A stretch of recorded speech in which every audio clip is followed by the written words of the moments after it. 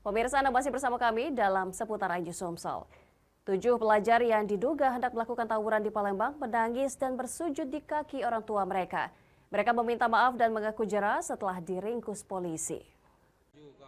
Satu dari 7 pelajar yang ditangkap polisi ini menangis dan bersujud di kaki ibunya saat dipertemukan di Mapolrestabes Palembang.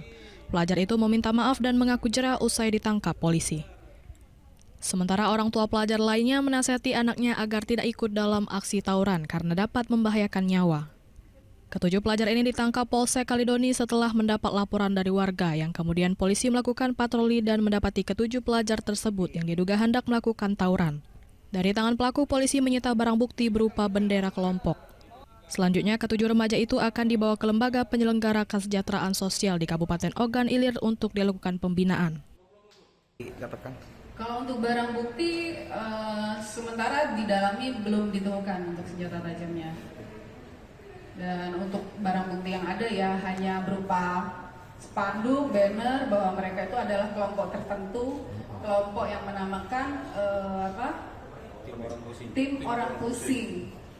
Ya, seperti itu. Dari Palembang, Muhammad David, iNews melaporkan.